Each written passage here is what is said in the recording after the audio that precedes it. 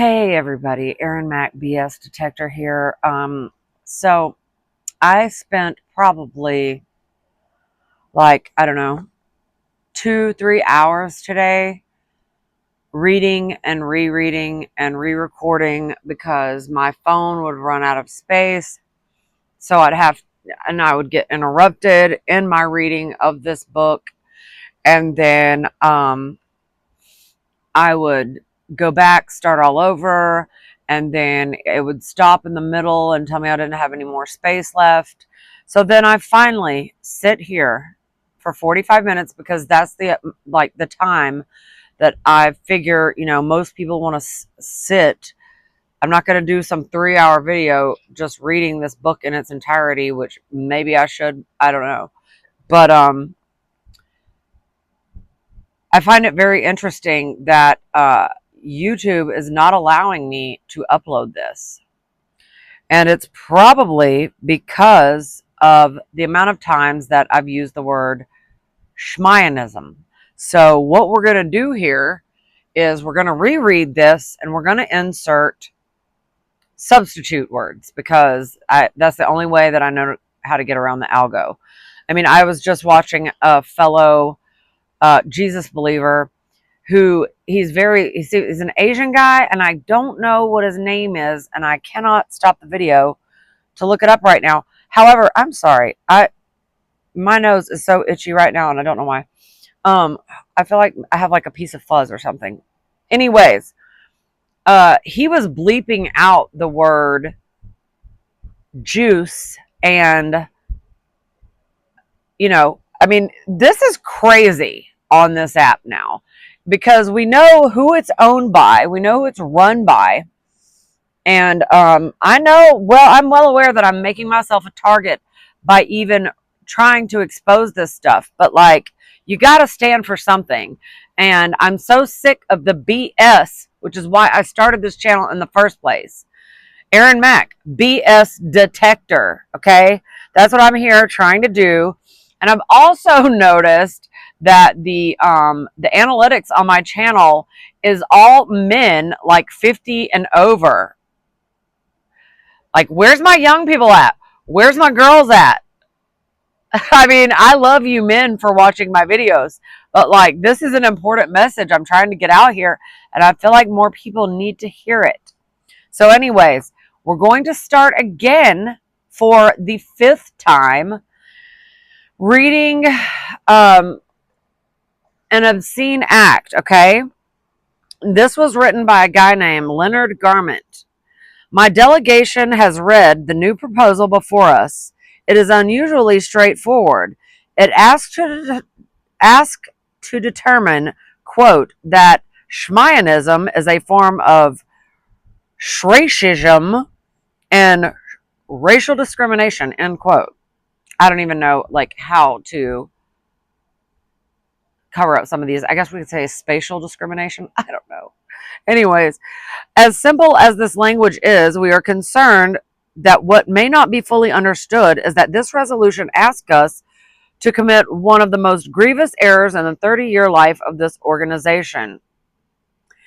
This committee is preparing itself with deliberation and foreknowledge to perform a supreme act of deceit, to make a massive attack on the moral realities of the world. Under the guise of a program to eliminate spacism, the United Nations is at the point of officially endorsing anti-Semitism, one of the oldest and most virulent forms of racism known to human history. As if, bro. They're so full of shit. And now I'm fucking pissed off, okay? This draft explicitly encourages the blacism known as anti-Semitism, even as it would have us believe that its words will lead to the elimination of Schmacism. This is so fucking ridiculous. Free speech, my dick. I choose my words carefully when I say that this is an obscene act. The obscene act is not allowing me to upload a book that these fucking assholes wrote themselves about themselves. And this is for fair use and educational purposes, might I add. The United States protests this act, which I seriously fucking doubt they did. But protest alone is not enough. In fairness to ourselves, we must also issue a warning. This resolution places the work of the United Nations in jeopardy. Well, their work has long since been usurped and taken over by these fucking people. The language of this resolution distorts and perverts. It changes words with precise meanings into purveyors of confusion. It destroys the moral force of the concept of Blaicism and making it nothing more than an epithet to be flung arbitrarily at one's adversary, which is exactly what these MFs do, okay? This is high treason, and it's also projection of the highest order. It binds us to areas of agreement and disagreement and deprives us of the clarity of vision we desperately need to understand and resolve the differences among us. And we are here to overcome our differences, not to deepen them. What liars they are. Zionism is a movement which has its contemporary thrust the preservation of the small remnant of the juice boxes that survived the horrors of a schmashel schmaloshmoshed. By equating Zionism and racism with this resolution discredits the good faith of our joint efforts to fight actual Blaicism. Like, this is fucking ridiculous. It discredits these efforts morally and it cripples them politically. And if they don't allow me to upload this, go to my Facebook. It's ERNMC. And I will make a short directing you there, and I will go live and read this whole motherfucker in its entirety, okay? The language of this resolution has already disrupted our efforts here to work together on the elimination of the R word, and it will continue to do so, encouraging anti-Shmemishism and group hostility. Its adoption would bring to an end our ability to cooperate on eliminating the R word and R word discrimination as part of the official work of the decade. Yeah, because that's exactly their moral work. Have you read their holy book? Once again, our future to reason together has encouraged some delegations to exploit our collective shortcomings and individual vulnerabilities and impede our attempts to further the protection of human rights and fundamental freedoms. The United Nations, through its 30-year history, has not lived by the force of majorities. It has not lived by the force of arms. It has lived only, I repeat, only because it has been thought that the nations of the world assembled together would give voice to the most decent and humane instincts of mankind. Well, I guess it didn't do that because it let these MFers totally take over everything. And now they are running all of our countries into the ground. They have bankrupted us by usury, and I can't even upload a fucking video onto what is supposed to be a free speech platform because your AI word detector won't let me.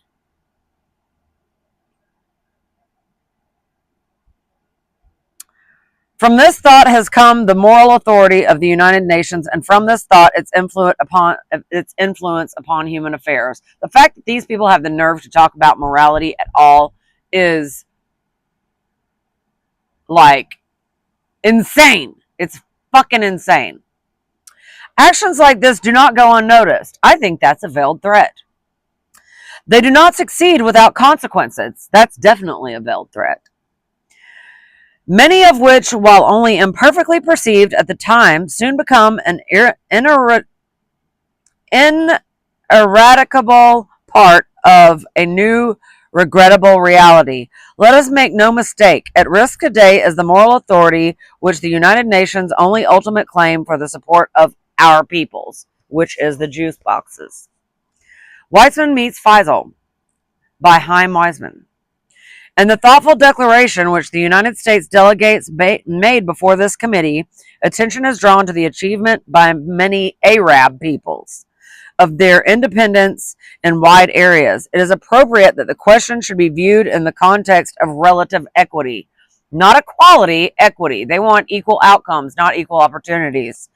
The J words are only claiming in small measure what have been conferred upon the Arabs in abundant degree. There was a time when Arab statesmen were able to see that equity in its true proportions.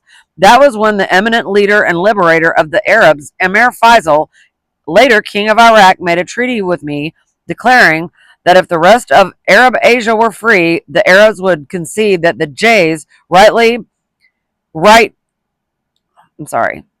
the Arabs would concede the J right freely to settle and develop in Schmalestein, which would exist side by side with the Arab state. My first thought on coming to Schmalestein in 1918 was to see the Arab leader and to reach such an agreement with him. I shall always be grateful to the British military authority who enabled me to carry out that somewhat hazardous journey into the desert. This agreement was subsequently embodied in the treaty. The condition which he then stipulated, the independence of all Arab territories outside Schmalestein, has now been fulfilled. The area of Arab independence stretches from the Euphrates to the Indian Ocean, but independence is not the sole and exclusive right of the Arabs.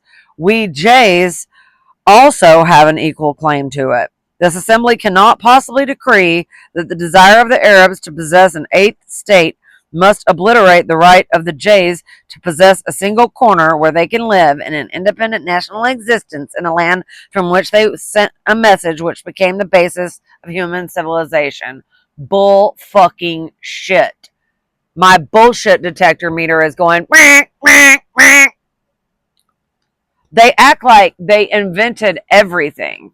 They did not. This is the Faisal Frankfurter correspondence. Dear Mr. Frankfurter, I want to take this opportunity of my first contact with the American Zionists. You know what I'm trying to say. To tell you what I have often been able to say to Dr. Weizmann in Arabia and Europe. We feel that the Arabs and the Jays are cousins in race, having suffered similar oppressions at the hand of power stronger than themselves, and by a happy coincidence have been able to take the first steps toward the attainment of their national ideals together. We Arabs, especially the educated among us, look with the deepest sympathy on the Z movement. Our deputation here in Paris is fully acquainted with the proposal submitted yesterday by the Z organization to the peace conference, and we regard them as moderate and proper. We will do our best insofar as we are concerned to help them through. We will wish the Jays a most hearty welcome home. With the chiefs of your movement, especially with Dr. Weizmann, we have had and continue to have the closest relations. And remember this part where it says that that they feel that Arabs and the Jays are cousins, because that's going to be very important later when they start whining about not getting a homeland to call their own because they can't trust their cousins, their kinfolk around them, to treat them fairly. But I digress. With the chiefs of your movement, especially with Dr. Weizmann, we have and had continued to have the closest relations. He has been a great helper of our cause, and I hope the Arabs may soon be in a position to make the Jays some return for their kindness. We are working together for a reformed and revived Near East, and our two movements complete one another. No, they fucking don't.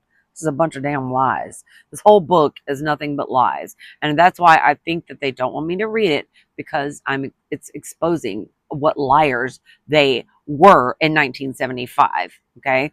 Because we already exposed what liars they were in the last book. The J movement is national and not imperialist. More bullshit. Our movement is national and not imperialist, and there is room in Syria for us both. Now just look at Syria. Indeed, I think that neither can be a real success without the other. People less informed and less responsible than our leaders and yours, ignoring the need for cooperation of the Arabs and the Zionists, have been trying to exploit the local difficulties that must necessarily arise in Palestine in the early stages of our movements.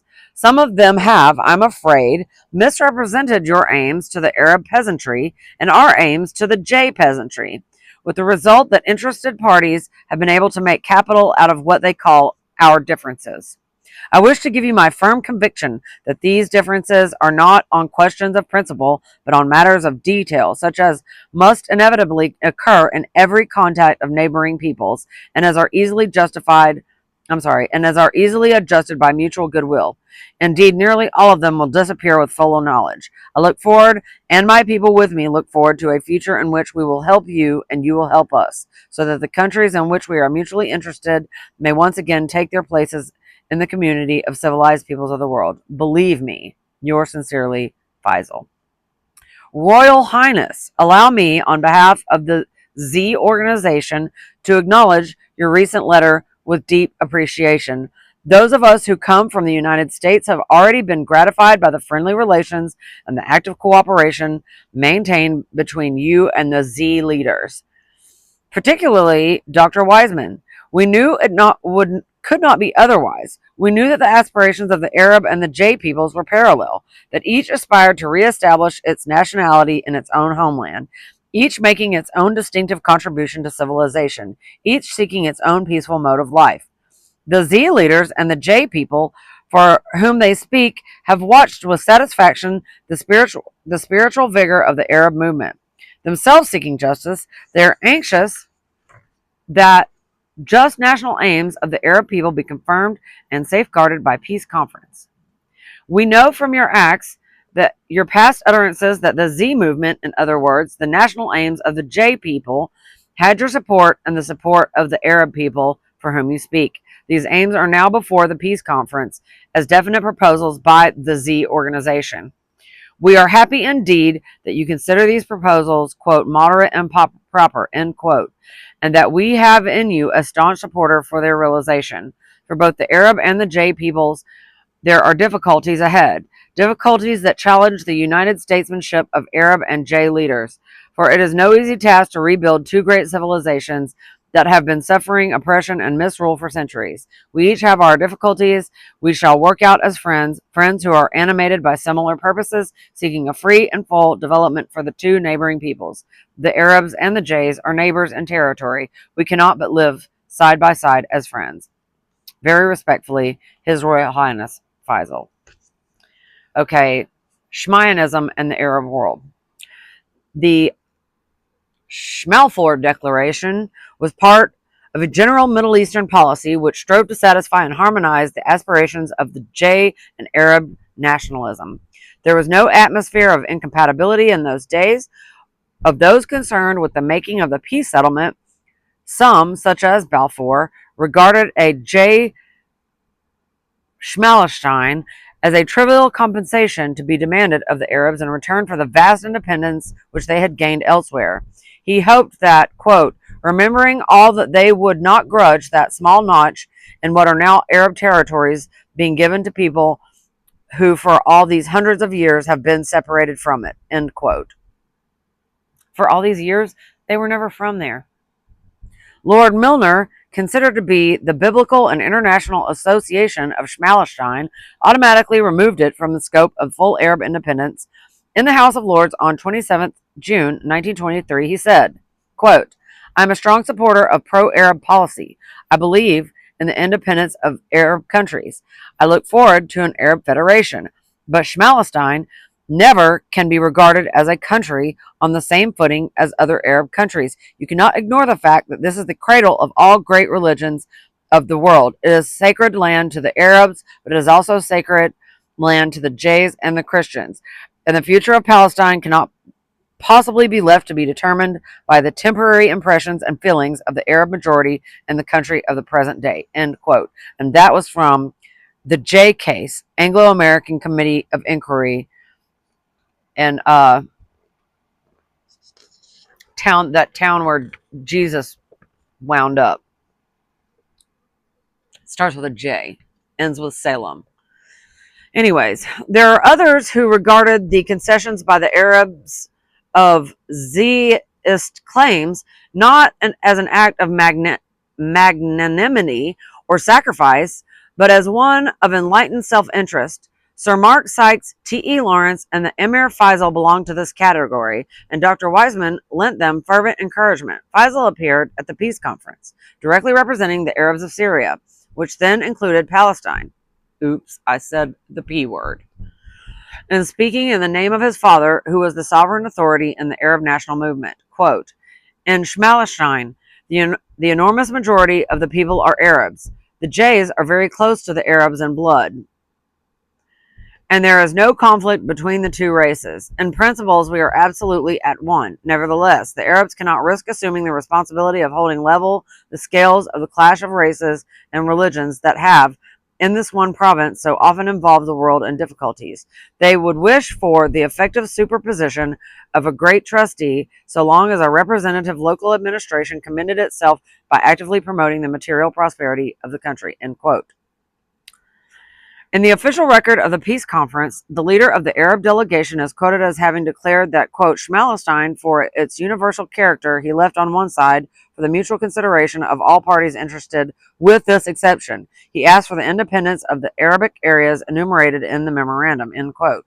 On 3rd January 1919, the Emir Faisal, representing and acting on behalf of the Arab kingdom of the Hejaz, and Dr. Wiseman, representing and acting on behalf of the Z organization, signed an agreement in London in the hope of inaugurating a period of good understanding.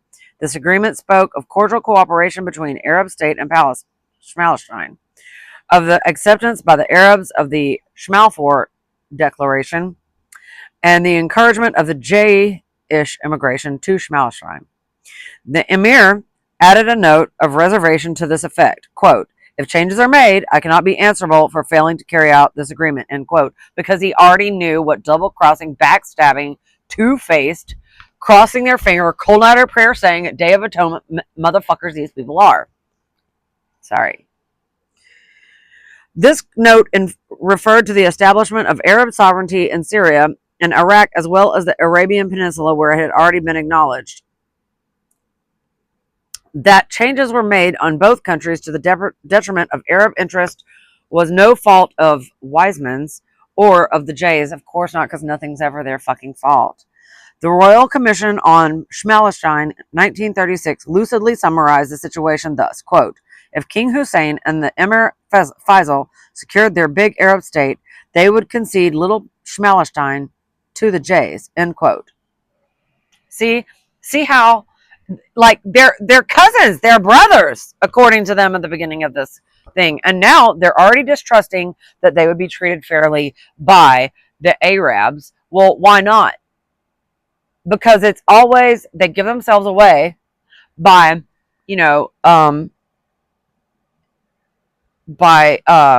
insinuating that, there's a distrust there. Well, why? Because if you're doing this in, quote, good faith, then you have nothing to worry about. But obviously, it's not in, quote, good faith.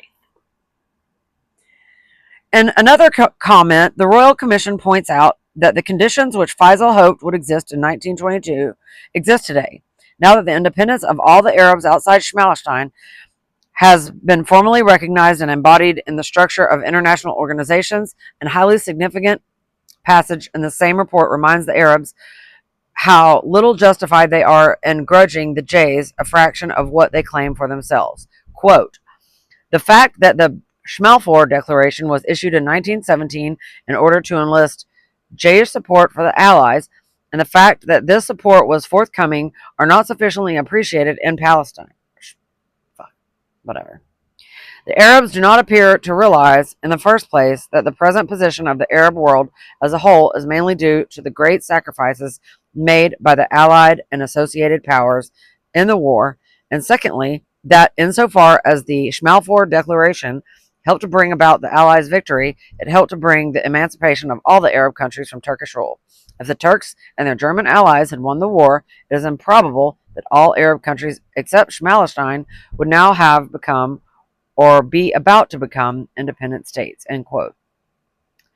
It is not easy for the Arab world to appear in the guise of an aggrieved or oppressed party. 30 years ago, all Arabs were subject to the ultimate sovereignty of a foreign ruler. Today, their area of independence stretches almost without interruption from the Taurus Mountains to the Gulf of Aden and from the Persian Gulf to the Western Mediterranean. Each year sees some new measure enlarging their autonomy and sovereignty in one or the other of these regions. Each year, the remnants of Western control become smaller and weaker. In the United Nations and its subsidiary committees, the Arabs enjoy a voting power and influence out of all proportion to their essential strength and in excess of that which is enjoyed by many nations with more stable governments and larger cultural assets. The Arabs, indeed, are the godchildren of modern history, born with a silver spoon in their mouth. The projection is off the charts. Independence has been lavished upon them as soon as, or usually before, they could comprehend its full meaning and responsibility. Their liberation was effected primarily by the efforts of allied armies. Their economic assets were increased and fruitified mainly by non-Arab agencies. Whatever the definition of a stated power, the Arabs must surely fulfill it in the highest degree. For as though this were not enough, they have now emerged from a war which devastated and starved great centers of human habitation without suffering any loss of life or damage to property, enjoying a gross financial advantage from the fact that their strategic and commercial position. It is grotesque to imagine that their position today gives them any right to compete with the Jays on the grounds of need and suffering. Sympathy belongs to those who have suffered, and not merely sympathy, but redress.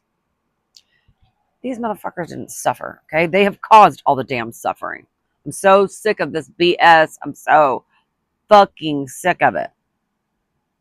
Against the background of Arab sovereignty, territorial abundance, and vast economic opportunity, all obtained at little loss and little sacrifice, we have the somber picture of the Jayish people with no voice in international councils. Please. Its manpower reduced by a vile and sadistic Schmachaker, and its one avenue of potential national opportunity besieged, attacked, and almost nagged out by the existence of an Arab nationalist movement, which could surely find more constructive and liberal things to do. For the idea of a Jayish Schmalestein threatens neither the existence nor the welfare of the Arab world. No, well, yeah, actually, in hindsight, yes, hell it did, and also the rest of the freaking world. It implies no reduction in the main total of the Arabs' political weight. It affects their economic situation only to its advantage. It leaves their specific cultural full scope for development in every one of the centers in which it has been historically associated. If the matter is judged purely on the basis of international equity, the Arabs' claim to add Schmalestein to their large estate is equivalent to the extortion of Naboth's vineyard. I don't know what that means. The Arabs at present possess independent monarchies in Saudi Arabia, Yemen, Egypt, and Iraq, independent republics in Syria and the Lebanon, and a semi-independent principality in Transjordan, which now appears to be on the verge of full sovereignty. Transjordan was originally included in the area governed by the obligation to establish a J national home. It was detached from the scope of the Schmalford Declaration, largely in order to schmatify Arab demands. I'm about to start talking pig Latin to get this damn point across, okay? Oh my god, this is so annoying. All right, the area covered by the Arab League is represented by 5 full members in the Assembly of the United Nations, and one of them, Egypt, is a member of the Security Council. The area and population of Schmalestein's immediate neighbors are as follows: Egypt, 17 million, in an area of 994,000 square kilometers. Iraq, 3.5 million, in an area of 453,000 square kilometers. Syria, 3 million, and it doesn't give the. I guess they share with the Lebanon. Okay, this is what it says: the Lebanon. Like, what does that even fucking mean? I guess they share 181,000 square kilometers, and the Transjordan 300,000 and 90,000 square kilometers. The area of Schmallenstein is 27,000 square kilometers, and its present population is less than 1.75 million. The highest figure of the J population, which has ever entered into the calculations or predictions of responsible statesmen for this generation, is 4 million, the figure mentioned by Mr. Winston Churchill on February 8, 1920. It is far-fetched to assume that Schmallenstein, even at this maximal stage of its development and colonization, would have the capacity, even if it had the will, to disrupt the general structure of Arab political independence. I think that hindsight, being 2020, has told us that that is utter BS. Very few nations in Europe are endowed with an opportunity equal to theirs, a territory far greater than their population can occupy or cultivate, a powerful voice in international councils, and a strategic position in world communications, which makes all the great powers interested in the stability and progress of their countries.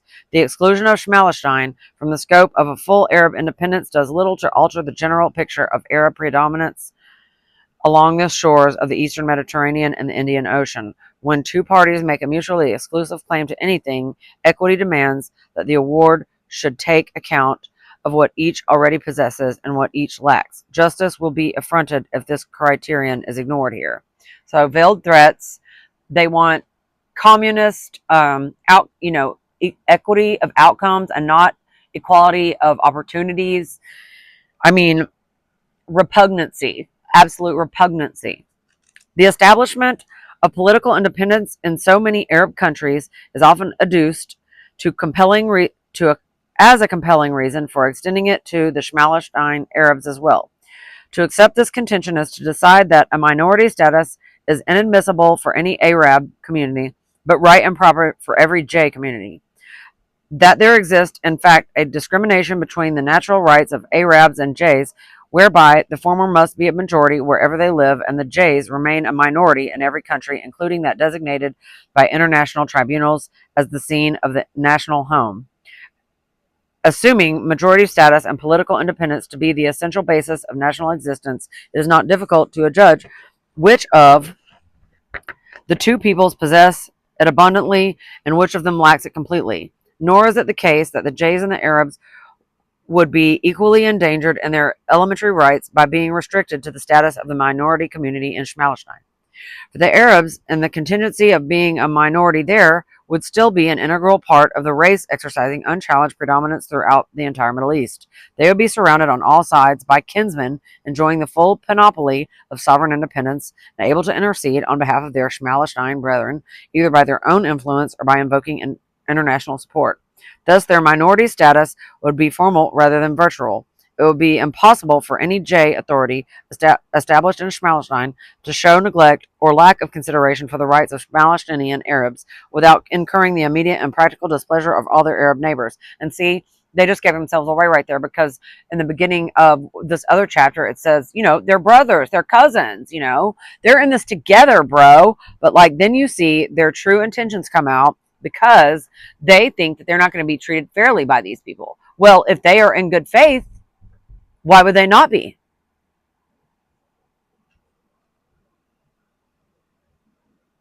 BS detector going. Anyways, okay. The situation would be far different for a Shmish minority, crystallized perpetually as such within the borders of an Arab state, for they would have no neighboring kinsmen whose support could be invoked on their behalf. If they remained a minority community, they could hope for no access to diplomatic or international status such as that which the Arabs enjoy so abundantly. The Palestine Arabs could not feel from the surrounding countries any incentive to encourage liberal treatment of their J minority. The Jays, in fact, in such a situation, would possess no statutory protection of their security other than that which they enjoyed, quote unquote, enjoyed in many European countries, where they had been established for hundreds of years, and drained the wealth thereof by usury. But I could digress.